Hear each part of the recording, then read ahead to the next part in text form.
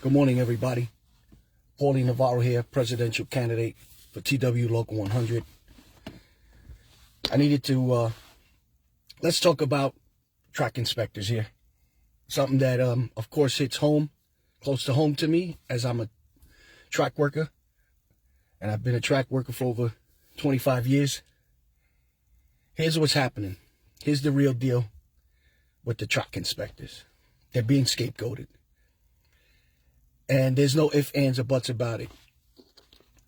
So what happens with a track inspector, for those of you that don't know, they walk out there, they inspect track, they make minor repairs. If they can, they report it on a card.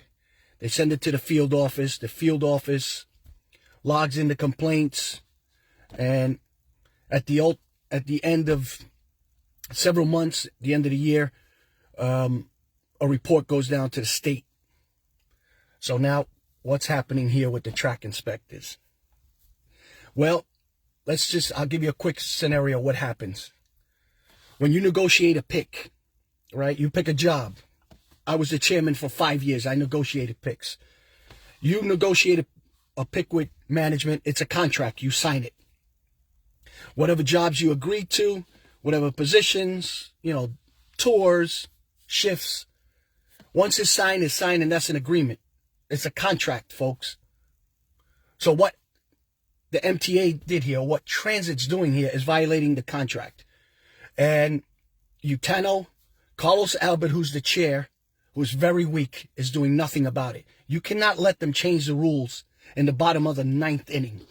And that's what's happening here. Nowhere. Now the track inspectors are being forced to carry an iPhone with GPS location tracking them, take pictures of every station that they go to, log in and put in payroll, put in hours for their flaggers.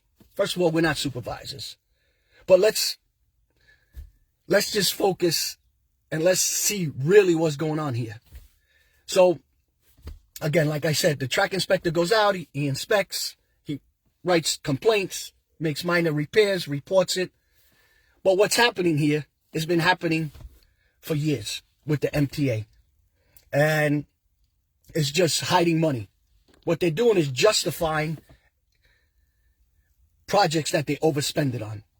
Overspent on. So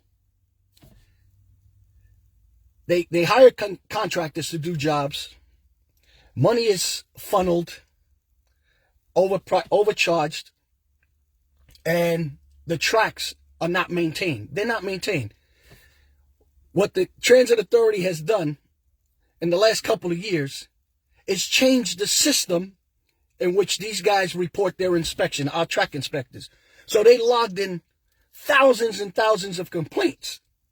So what do? They change the system from P1, P2, P3 to S1, S2, S3. In the meantime, what they're telling the track inspectors, and this is what they're doing, you have to log in all the complaints all over again because the system wiped out all the complaints, which is bullshit in this day and age. They did it 2 or 3 times already. So now you have thousands of complaints filed and you lose them, you erase them. So now we need to start a new system. So now we have no complaints. So what does that look like to MTA? Oh, the tracks are great. There's no issues coming. Nothing's being reported to the state. Okay. So now, keep in mind, not only the track inspector has to walk the track, right? The level 1, the level 2, 14-day inspections. They have to walk the track every 14 days and do inspections. The superintendent has to walk the track. The general superintendent has to walk the track monthly. So you're telling me that with all these managers and supervisors that are mandated to walk the track, you're going to blame the track inspector when they've written everything up? The union is allowing this to happen. And Carlos Albert is very weak. I was the chairman for 5 years. Ask my guys in track. This shit would have never happened to me. You're not going to change a contract and change the rules in the middle of a game. And that's exactly what they're doing to scapegoat the track inspectors. Unbelievable. Unbelievable. What's next? You're treating them like criminals. You're giving them an ankle bracelet. They pretty much, the iPhone is an ankle bracelet.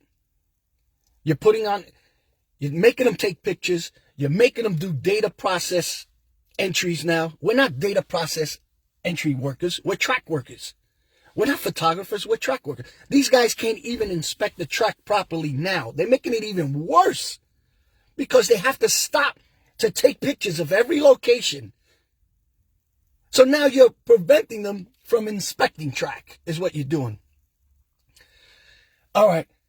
I gotta go pick up breakfast for my family. I just had to come on here and tell you guys, pay attention to what's really happening. New York City Transit and MTA is taking over the House. The union is standing idle. This goes from weak leadership. I guarantee you that this will not happen.